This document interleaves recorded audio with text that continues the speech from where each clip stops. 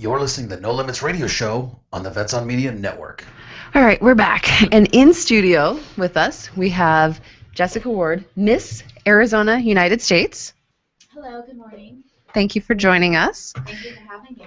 And we have Shane Peter. I feel like I should give you a title of some sort. Mr. Yeah, Shane Peter. Mr. Arizona 2014. Degenerate. It's all good.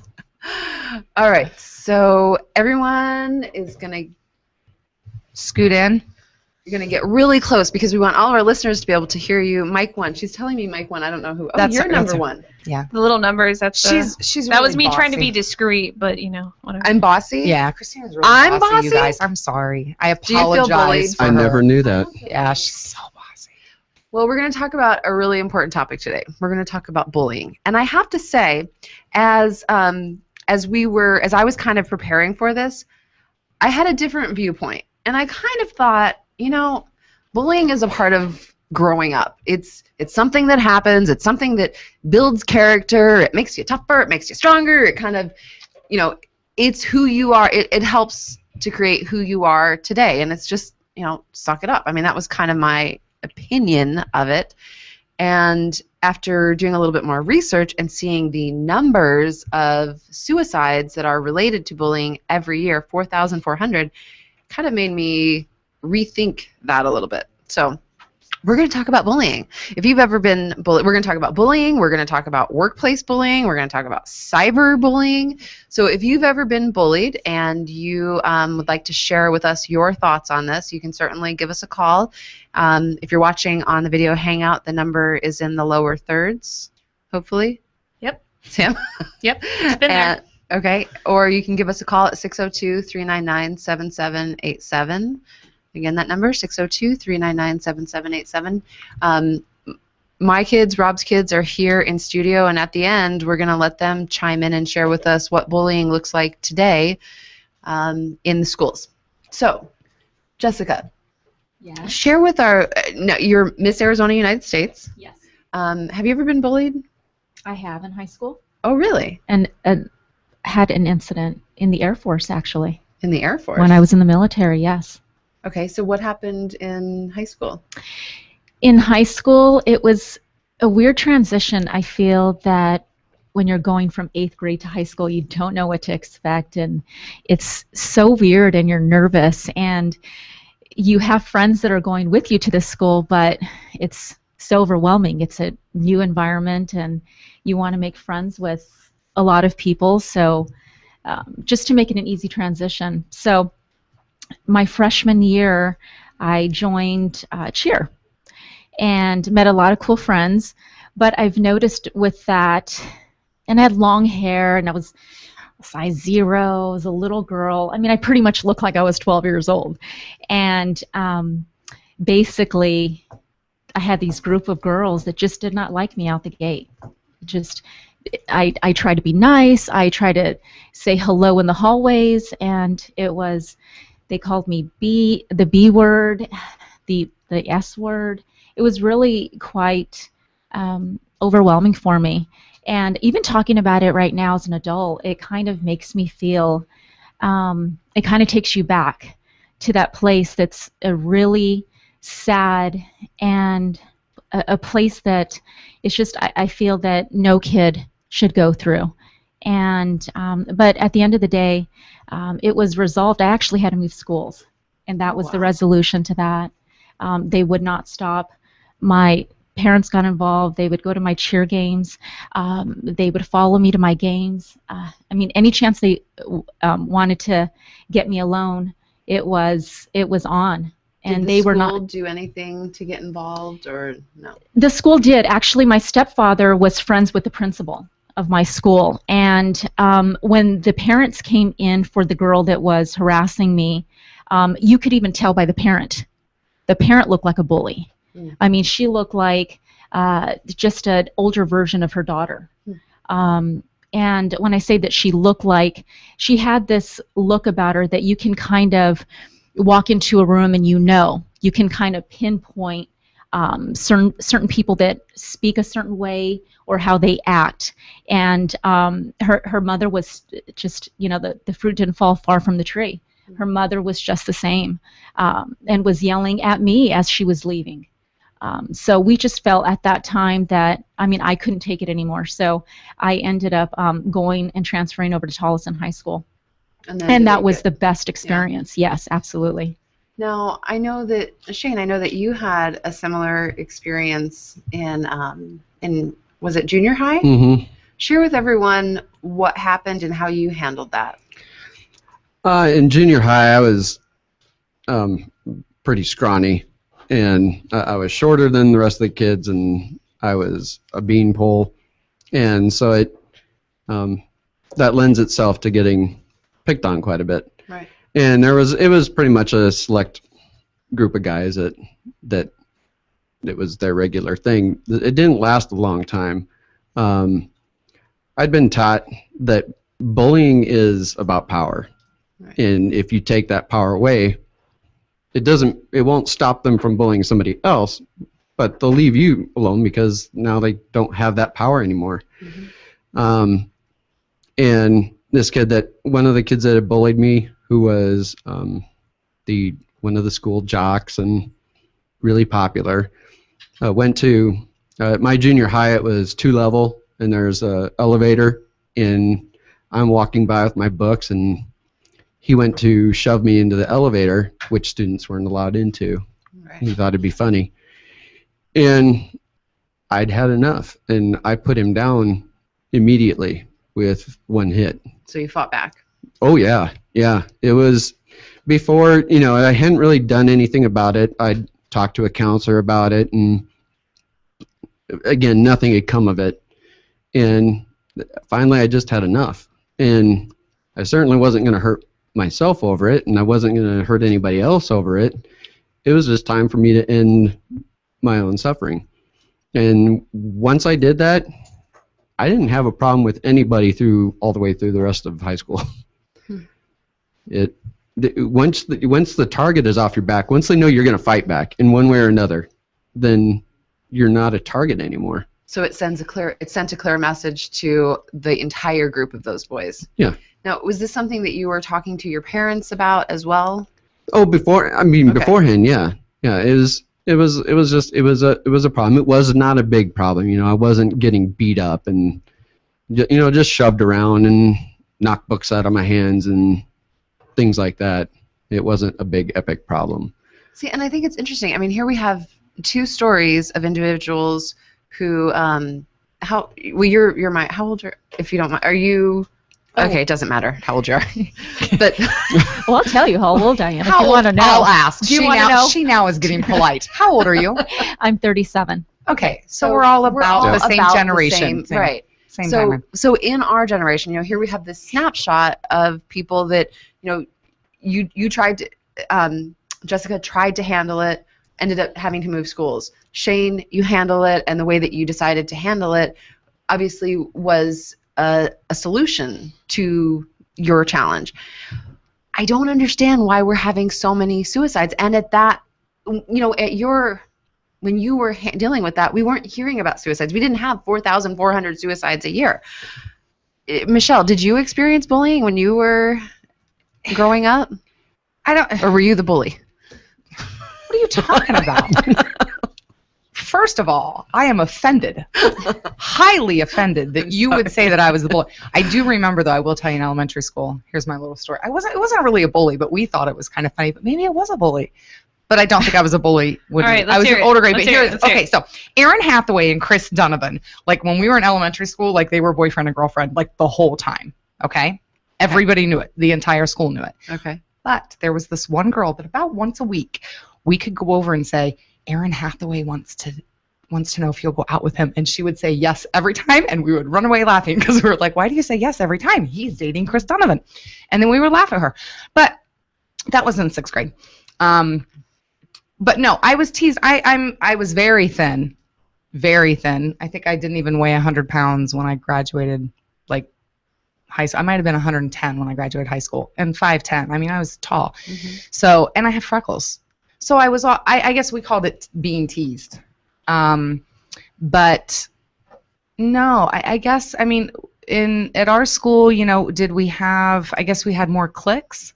But I think we just kind of stayed in our own. We didn't really. How big of a school was it? Not very many. My graduating class was 350. Okay, so it's So small. you knew small school. So you knew everybody who they were. They're the study group. These are the jocks. These are the people that do the pot. I mean, you knew these are the drinkers. So you knew who everybody was, and we just kind of really stayed in our own. In our own realm. But I was friends with Gina Van Arsdale. So Gina, if you're listening, Gina can ask anyone from Salina. The guys were scared of her. I mean, like, her shoulders were broad like this. And when we were freshmen, you move into freshmen, and you're scared. You don't know what's going to go on. You have your little friends. And the senior came down our hallway, and she sucker punched Gina.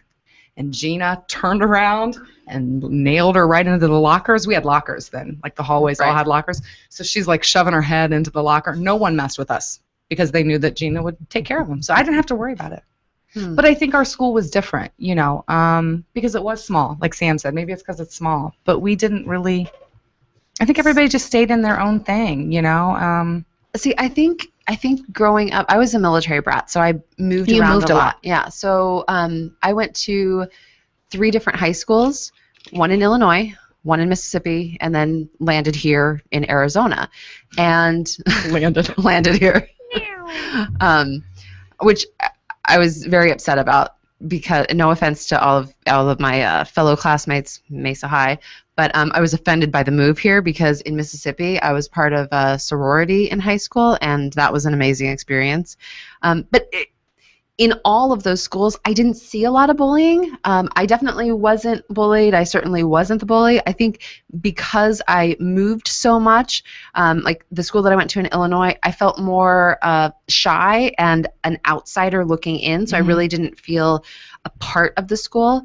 In Mississippi, I felt very much a part of that school because I was part of Junior Miss, and I was, I knew everybody. I was definitely part of the in crowd.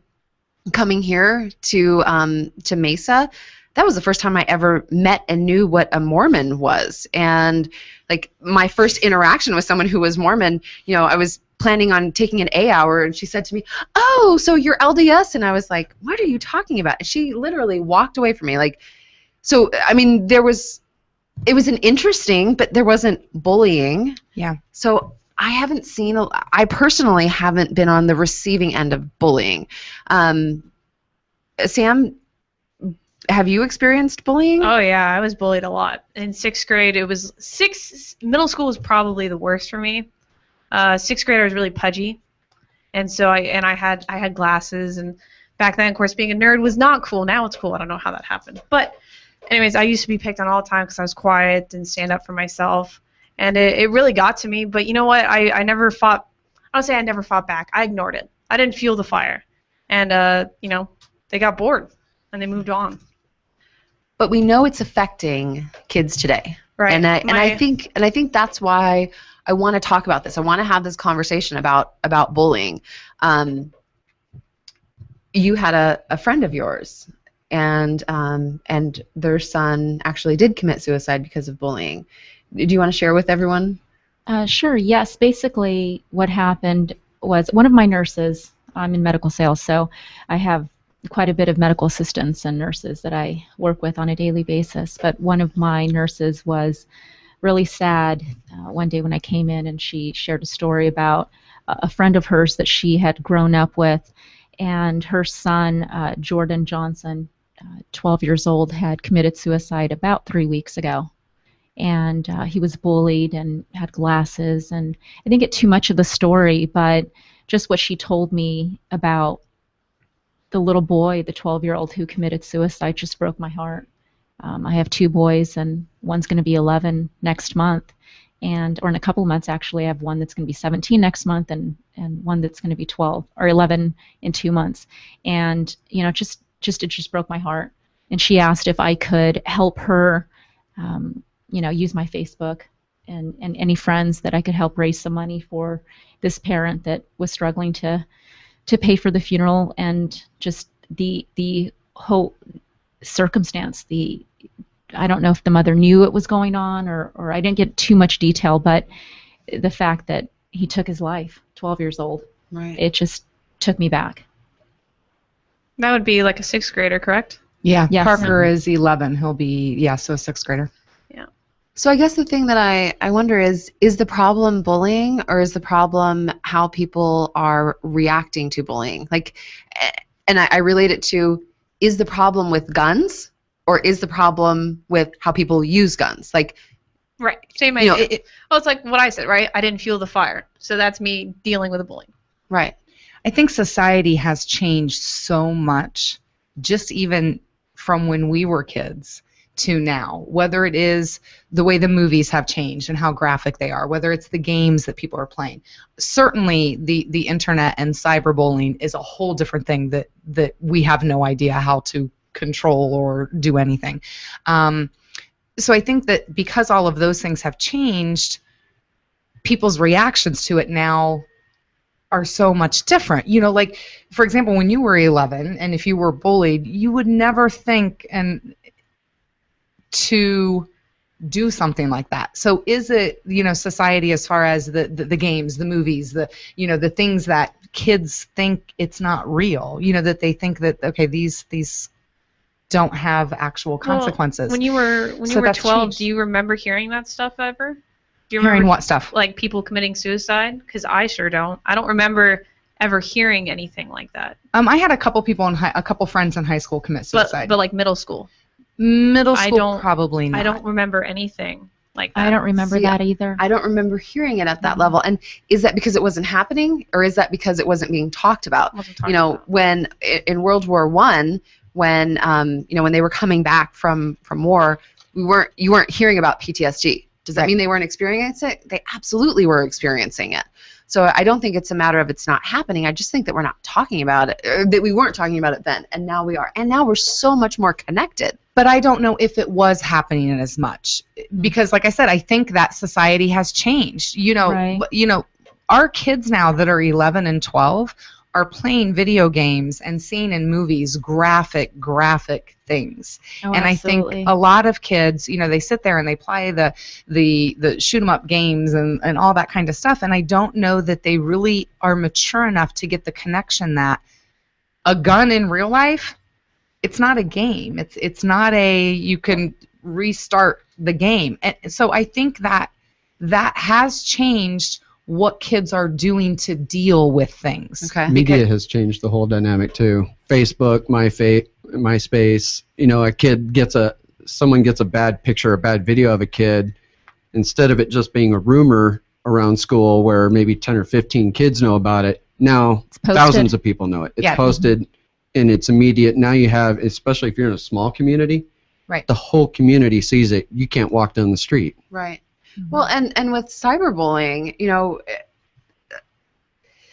we have to have conversations with our kids about how to interact, what to share. Some of these pictures that girls are sharing with other kids, there's a bullying aspect to that. There was a recent story that I heard about, and this is a thing, cyber sex. It's not sexting. I can't remember the terminology for it. But essentially what's happening is these girls are getting enticed to send pictures of themselves, and they think they're sending them to another child that's their age, but it turns out that it's actually an older person pretending to be a child, and then they're bullying them and controlling them with that picture. If you don't do what I want you to do, Right. then I'm going to let this picture go viral, and I'm going to share it with everybody. So it's another way that people are controlling. Now, just because that's taking place in that cyberspace doesn't mean that there aren't things that you can do. And I think, Shane, you had a great the prompt, and what brought this topic up was actually something that you did on Facebook. It angered me. And I wasn't angry at you. So I just want to. I'm so angry at you. I'm going to bring you on my show. If you were starting to doze off, you just woke up. Yeah, the sound mixer over So here. I'm going to get a tongue lashing now. Okay. No, I was mad at what was happening, and I was proud of the way that you handled it. But it really it triggered something in me, and I wanted to have this conversation about bullying. So Share with everyone about your post and what led to that post. Okay. Did you know that we were going to talk about that? Yeah, I had a suspicion. When I was in college, there's a friend of mine that I've known since college. Not a great friend. I mean, he's not. I never consider him one of my best friends. We didn't, talk every day. Kind of a once a month check-in, maybe even every other month. Hey, how you doing? Type thing. He called and asked me for advice on a problem he was having in a relationship, and didn't like the advice that I gave him. I kind of suspected that I wasn't getting the whole story, and I told him that, and I said, if you really want my opinion, I need more information. He didn't like it, and threatened to out me on Facebook with an addiction that I have been battling for most of my adult life, which is gambling.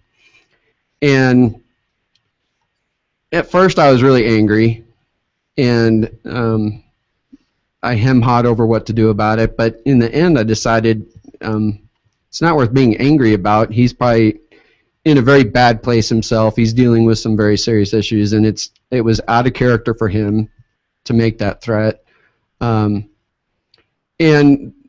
there was only one way that I could deal with it that would squash the fire, and that was to make the announcement myself. Now, for me, my anonymity didn't really mean a whole lot to me anyway, because I'm writing a book about my story of addiction and what's happened. So it would have come. I wasn't going to do it under a pen name, and I wasn't going to do it using my last initial. So it was going to come out anyway. But it certainly moved up my timeline a bit. Mm-hmm. In a way, I'm actually grateful to him that it happened, because it was another thing that lifted a burden. Now I don't have to worry about who knows and who doesn't. Right. It's done. It's out there, and I had an overwhelmingly positive response from people about it. And so it hasn't been that big a deal, but when it first happened, I lost a lot of sleep over it. What am I going to do with this? This is my family going to get backlash from this? I didn't know what to do about it, and I talked with my sponsor quite a bit about it, and I had finally come up with the solution of just, I took away the fuel. He had nothing to work with then, and I had people who said, well, just unfriend him and block him. Well, that wouldn't have done anything, because all that meant was that I couldn't see his post and he couldn't see mine, but all the people that we were mutually friends with still would have seen anything that he posted. Right. So that still wouldn't have dealt with the situation. It still would have happened. And I didn't want anyone else to find out through another person. That was, I felt, my responsibility to tell people. Right. Not someone else's, because it wasn't their situation. Well, and I think the way that you handled it, you took control of it.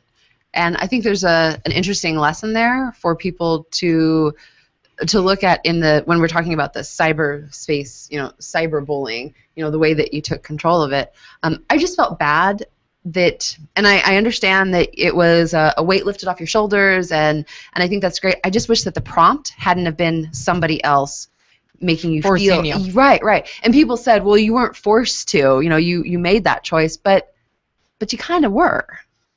Yeah, I mean, like I said, it moved up my timeline. I hadn't planned on doing it right then. It just brought it to, I had already known that I was going to break my own anonymity.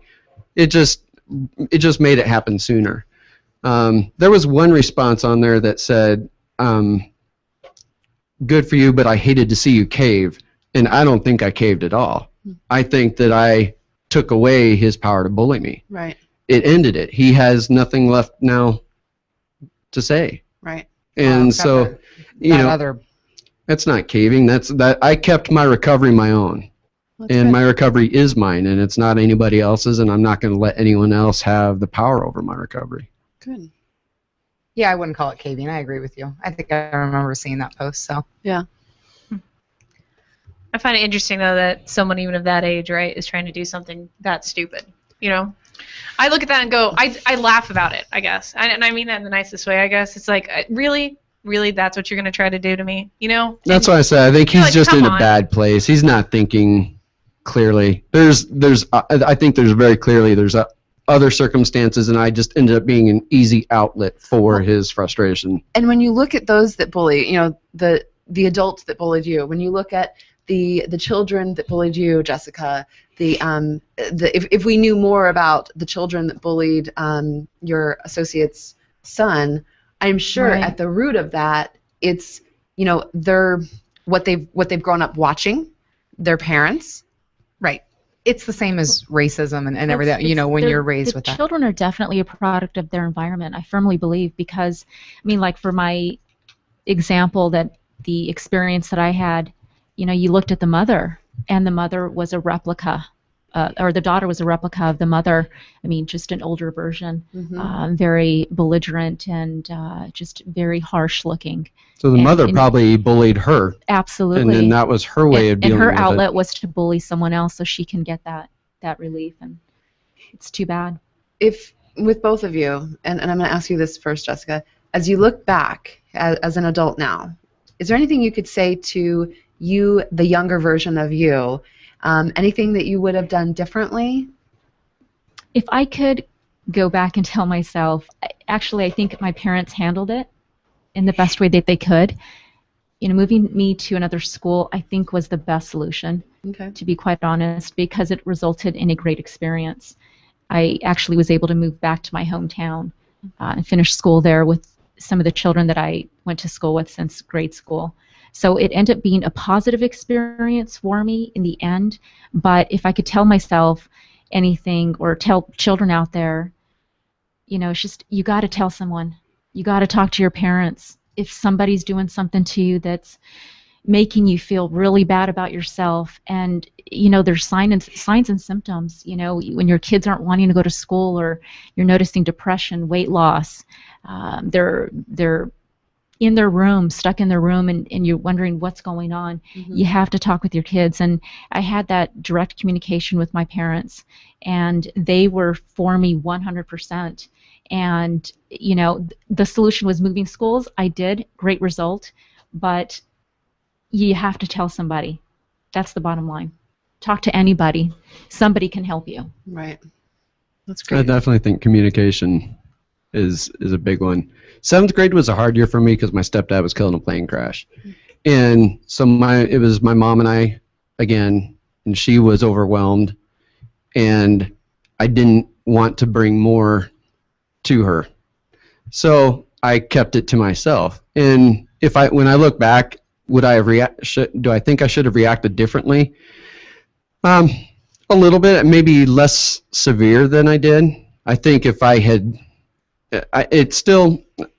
it was physical bullying, so I needed to have a physical response, I think, to get a picture across, but I think I could have done it without throwing a fist.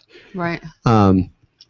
But in the end, it worked, and I didn't have to resort to a weapon. I didn't have to resort to any other extreme, and it was done. Once, and Sam handled it it's still a similar way. You ignore it. You take Right. away the fire. If they can't do it, then they're going to move on. See, and I You're think not a target. Go ahead, Michelle. No, go ahead. I think the thing that I find interesting is that in this space now of cyber connectivity and so many kids experiencing being bullied, I'm not understanding why this technology and this tool isn't being used to connect more with other people that are experiencing the same thing. I'm not understanding why. I think it is, but to what degree, I don't know. Like 'Cause- you talked about talking to somebody. And I think that Right. part of, I think the reason that bullying, and let's take cyber bullying out of this as far as this part of it, because cyber bullying, I can't imagine dealing with some of the stories that you hear of as far as pictures and name calling, Yeah. and the way it can spread is absolutely crazy. But when it comes to like the teasing, the bullying at the school, that's not like a physical type thing, a name calling and whatever. And I think the reason that a lot of that is higher, that I think that kids' reactions are much more extreme than they used to be, is the fact that communication as a society has fallen so much. And whether that is technology, whether it's because both parents are working from home, whether it's because divorced parents are more, common, and that you don't have, I don't think the family structure is there. How many people have family dinners together anymore? That was a necessity when we were younger. My dad always worked 2 jobs, but there was one thing I can promise you: he was at dinner. So he worked his job, he came home for dinner, he left, and went to a second job. The family dynamics and the communication was there more. I think now we are so busy, or we say we are so busy, that the communication with our kids is not there. The communication with their schools are not as great as what it used to be. And I think that is the reason why it is harder. So when we're talking about, and then you're talking about the internet part of it and why isn't that there, kids really don't know how to communicate. I don't know if any of you in your job do hiring, but if you're talking to anyone under the age of 23, to even have a phone conversation with them, like a phone interview, It's awkward. it's like they don't, it's like, are you human? Who are you? I said hello. Now you're supposed to say hello. Oh, is that, They what, say is that like. what you're supposed to do? It's, and I'm not, and that's sad. But and I know I'm making a light of it, but it's sad. I look agree. at, where it is going to go. So I think that like I said, we are so busy. Both parents are working, and in society right now, a lot of parents are working 2 jobs. So, when do we make time to have conversations with our kids? And we've talked before, how often as a parent do you say, I think you're awesome? How often do we tell our kids that? So if we're not telling our kids that, and we don't have time for communication, and at school they have someone calling you fat or 4 eyes or whatever, and they hear that every day, but they don't even hear once a week from their parents, I love you, you're awesome, or whatever, then it is hard. Mm-hmm. And I think that society, that has changed things. That's my personal thought. So I think when it comes to if there's something online for bullying, are they going to open up? I don't know. I love all you kids. Christina's Just getting saying. teary-eyed over there. I can see it. Sorry. She She looked at her kids and went, "Ah." Yeah, and then I saw it. she's always Yep. like, see, Michelle, No, is it such a bitch? No, what I was thinking right there is the first time that I met Michelle, we totally butt heads, and I Yeah. thought she was just. Nice boots. She was scary. She scared me. The first time I met her. I'm not kidding. The first time I met her, this woman scared me. And underneath it all, there's this heart of gold. And when she opens up and shares, it's just, yep. Oh. Well, So for those of but you I that think that's have it. been bullied, there are some great, for those of you that have been bullied, or for parents that are listening, I encourage you to sit down and have a conversation with your kids. StopBullying.gov has some really interesting information out there. There are so many websites out there for bullying, but it sounds like what I'm hearing from everyone is it's about the conversation, having that conversation with your kids, and we need to be building up our kids We do. more. We know it happens, so you need to give them the tools to deal with it. Don't expect that it's not going to happen to my kid, because it's going to happen. Right. So, but Sam's telling us it's break time. So Okay. when we come back, We're going to be talking more in 2 minutes. I'm Michelle. She's Christina. Goodbye.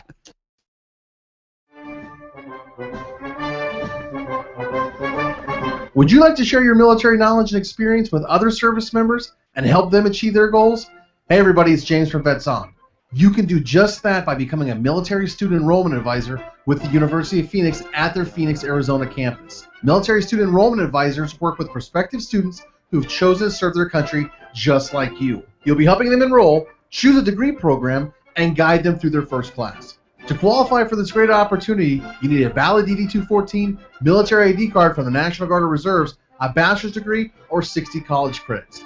Military spouses are also eligible with current DoD ID card and a bachelor's degree. If you're looking for a great career while helping fellow military members, then we urge you to contact the University of Phoenix today. Apply now by going to jobs-apollo.com and enter the word military enrollment advisor in the search bar. And don't forget to tell them that Vets On sent you.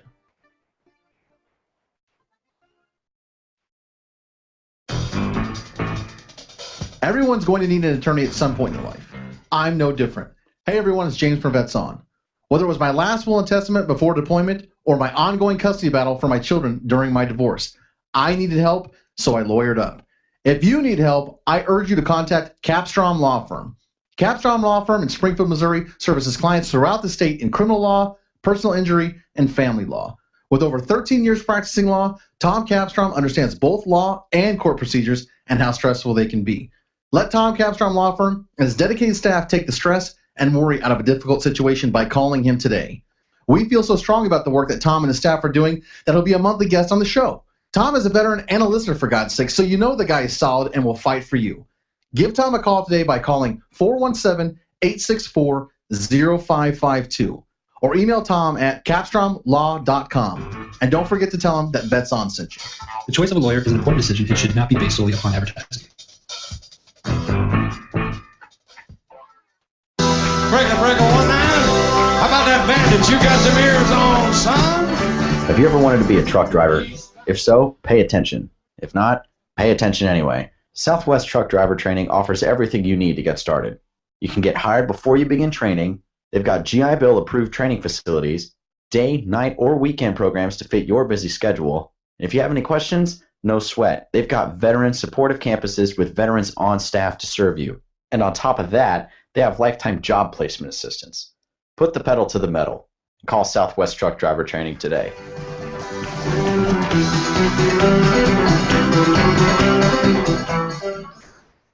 Do you need an extra push to start your day? Well, then tune in to Addie's Radio.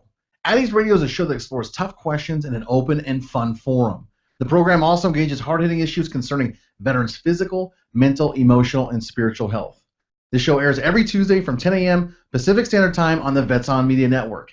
Addie's Radio is hosted by Jesse James, a combat veteran of Afghanistan, so he knows the problems that veterans face every day. Jesse provides you guidance each and every week to be a better you. So tune into yourself each week by tuning into Addie's Radio. Go to vetsonmedia.com for show details.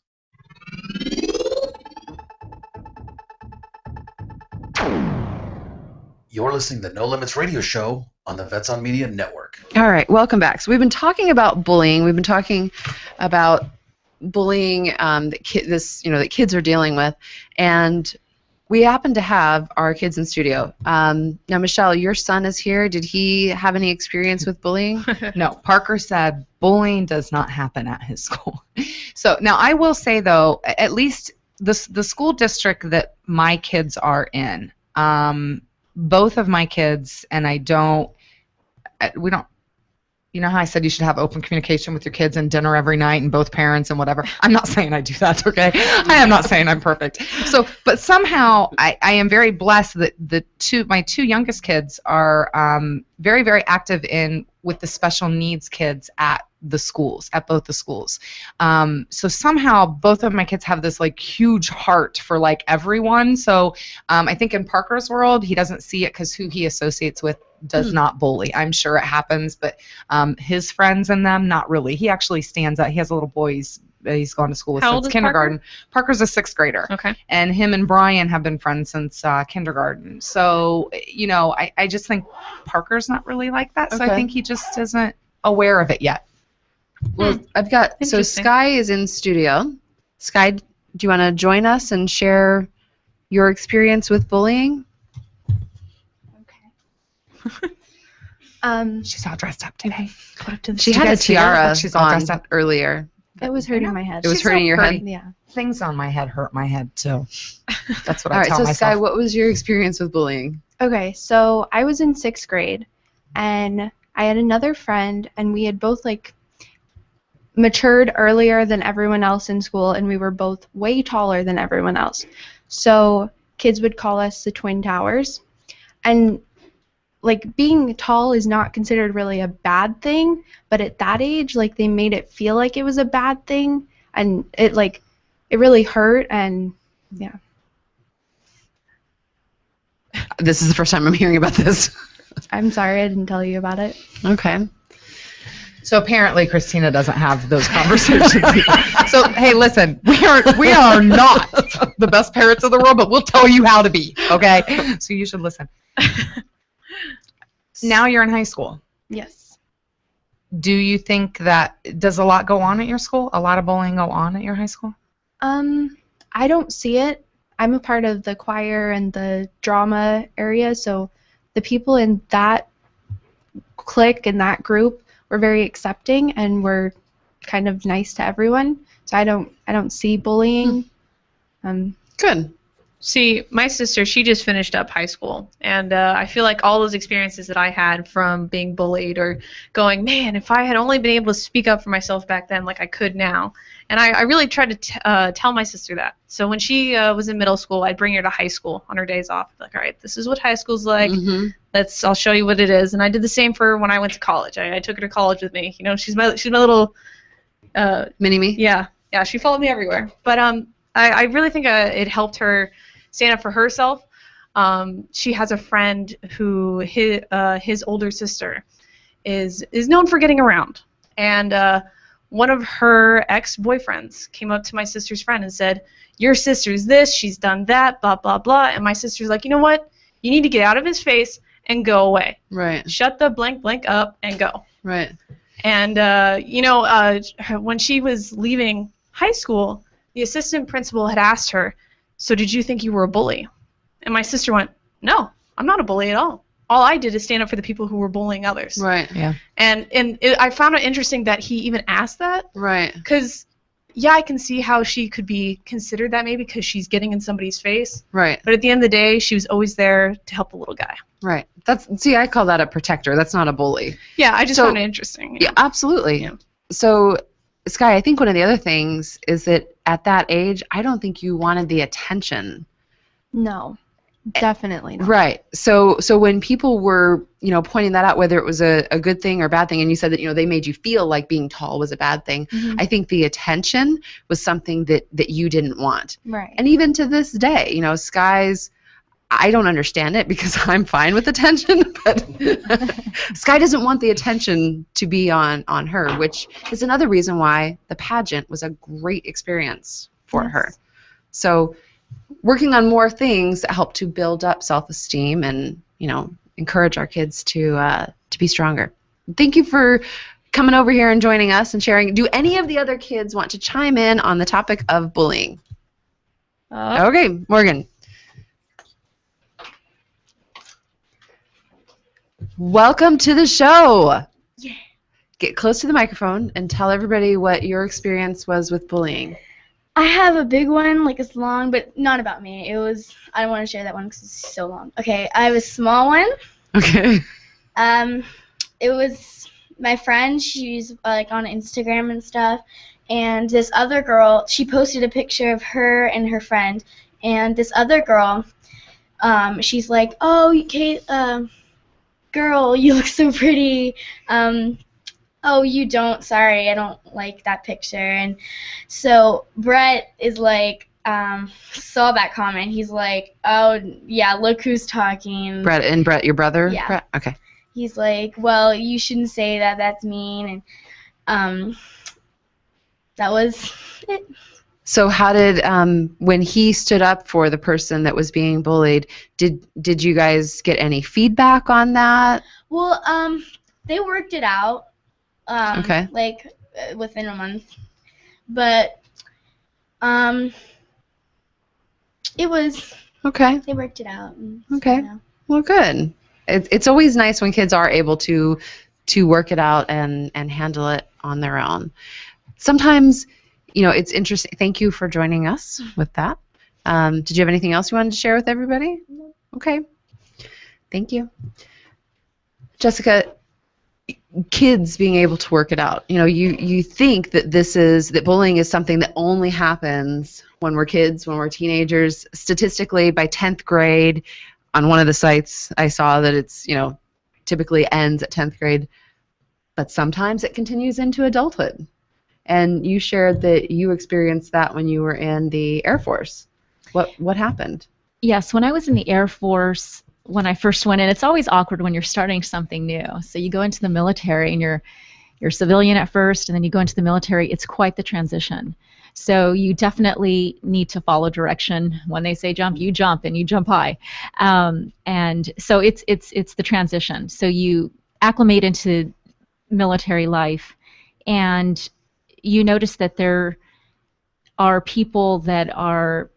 some people that use their power. They've been in years, and in the civilian world, they wouldn't be I don't know if they would be as high, in the civilian world. But in military world, they stand for years. And I remember this one situation where a master sergeant, a female master sergeant, would make comments about my uniform.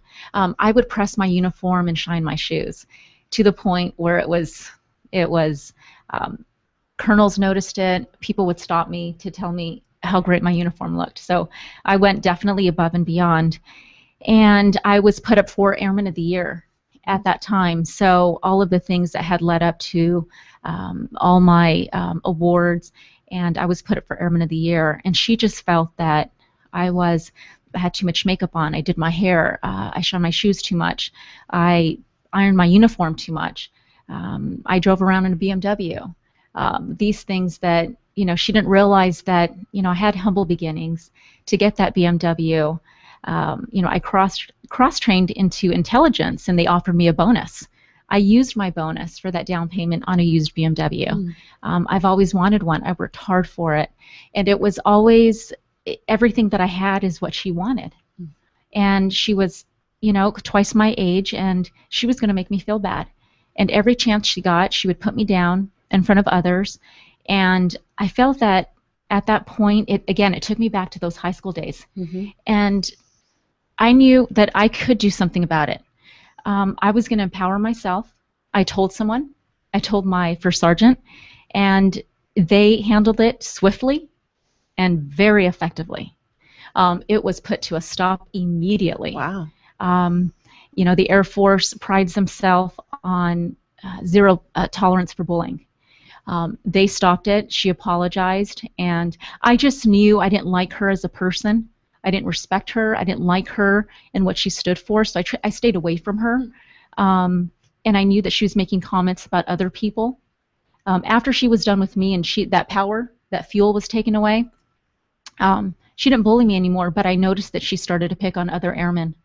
And what I ended up doing was I started a council, an Airmen's Council.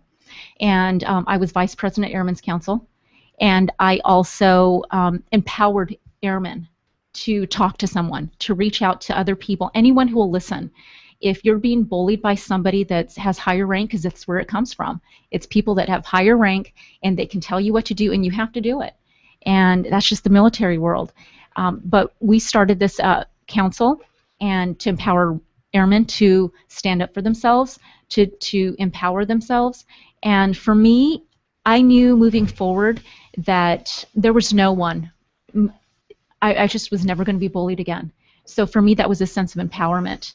And it's just been, and I think they still, at that base in Colorado, they still have the Airmen's Council to when I was back in 2001.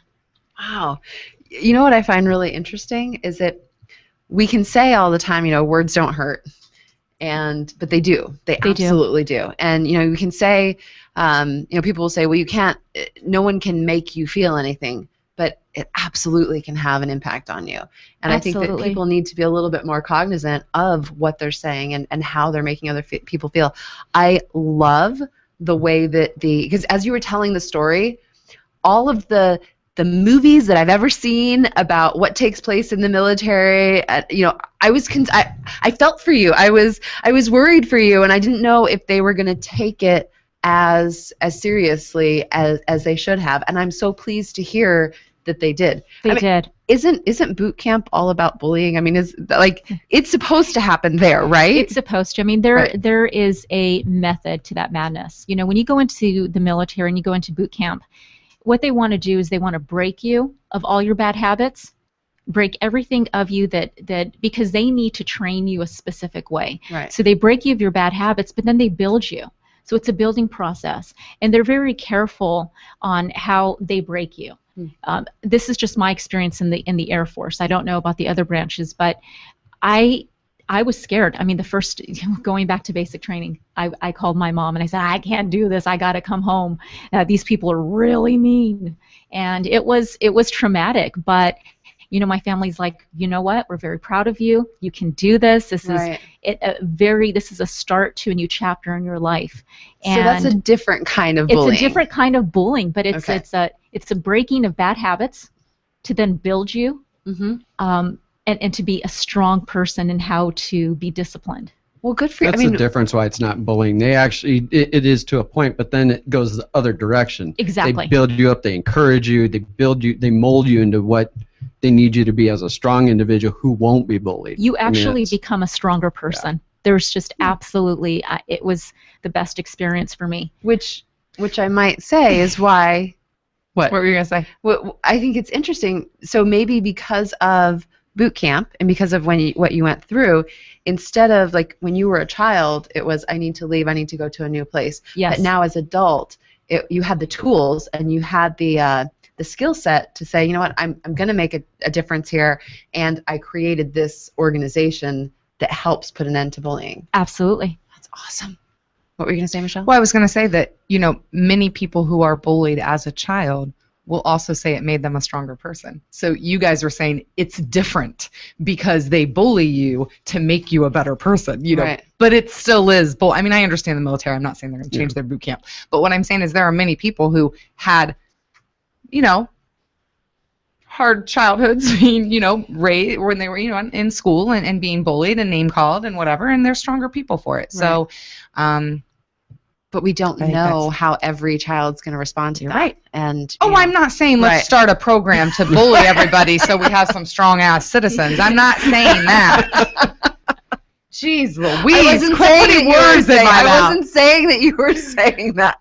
I just don't want anyone to think that we're not still taking this seriously just because as an adult it makes you a stronger person. No, I wasn't stating that to make a joke. Right. I was stating it to say there are people who say, that have survived that and are stronger people for it. So I wasn't making a joke of it. Okay.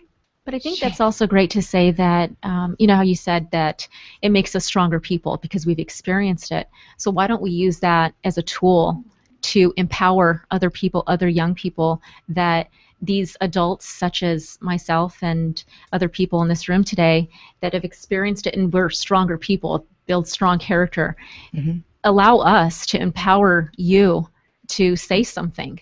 I'd be willing to put my Facebook page out there. Anyone who is going through a traumatic time or needs help or somebody to listen to, message me, Facebook request me, message me. I will use what I've experienced to help you.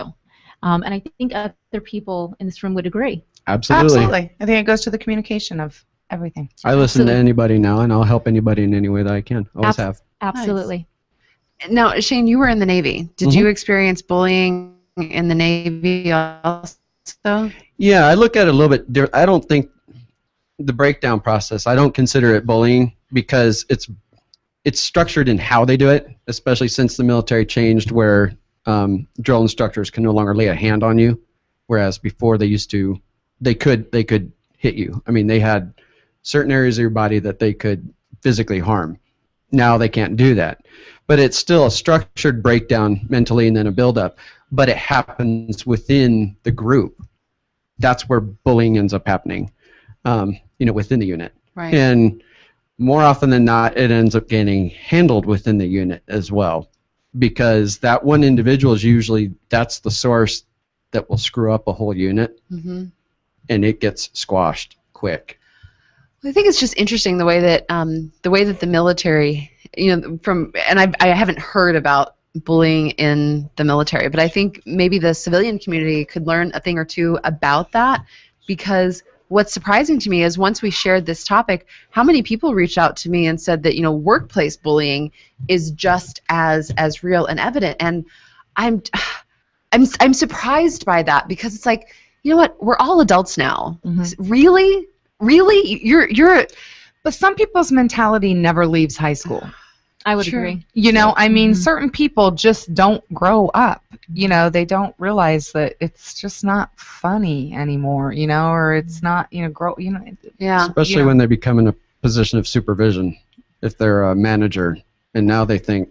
Well, and I think what businesses need to realize is how costly, if you have a person that's in a managerial role and they are a bully and you don't address that and look at what a serious issue it is, it's costly to your business with, high turnover and, people, just like when you were in school, you don't want to be around a bully. You're not going to go to work. So there's going to be missed days of work. I'm getting the 4-minute mark. I got it. Okay. Was that out loud? How dare you do your job? She did Remember, everything but hold up remember who neon. controls the mute buttons? I'm just saying. Did I just get muted? You might. Well, You need like Sam around your whole life, like just to walk by you. So when you go to when you go to say something out loud that you shouldn't, she can just hit mute. She knows I'm way beyond that. So don't worry about me, Sam. All right. I'm good. All right. yeah, I saw someone post yesterday that they think more than they speak, and I was like, oh, that's not me. Like, I do not think about what's coming out. It's just kind of like, bam, there it is. So since we do have 3 minutes, Yes. if you would like to tell us where people can go for your friend's son, go fund me, and it's I you shared put it on it. Facebook. Yep, I shared it on Facebook. Okay. I shared it. If you go to the No Limits Radio Show page, I've shared it there, and it's in the event. So please do share that with other Absolutely. people. And your Facebook, if anyone wants to take you up on the offer of. Oh, absolutely. Jessica Ward, just Facebook me and message me, request me to ask, share your thoughts or how I can help you. As Ms. Arizona, I want to do anything I possibly can in my power to help you. And I take this very seriously. I have zero tolerance for it. So does my organization. Anything that we can do to talk to the right people to help you, we will do that. Yeah. So if you want to start with me and Facebook message me, I will do everything I possibly can to help you. Yeah. Perfect. Thank you. And Shane, thank you for coming on. So next week, what are we talking about, Christina? I don't have a clue Well, what then we're y'all talking about. better visit on Facebook because we Yes. don't know what we're talking about. But Up next we have sports. we have JD's Rockin' Sports. JD's Rockin' Sports. So And there's a lot of How other. close are we to the football season now, by the way? I saw yesterday 45 days till football. preseason. Preseason. And you know what? Preseason. I am so excited about this. Like, this is a first for me. Like, I'm actually excited about football. I'm so Rob excited. Rob is crying in the corner over here. Yes. Yeah. Someone got you excited about college football. Yes. Just saying. Football is really quite fascinating. It's very strategic. It's not just a bunch of guys out there. They have Oh no! It's absolutely a bunch of guys going out there going. Ooh, ooh. Are they kids? Yeah, I didn't know that. they have a huge turkey drumstick in one hand and some bimbo's hair in the other, and they're running along the football field. No, there's a plan in place, and there's like strategy, and All right, well, if it's you really want exciting. if you want to learn about sports and hear some awesome music while you're at it, stay tuned. JD's All Rockin' right. Sports up next. This is No Limits Radio. We'll see you next week.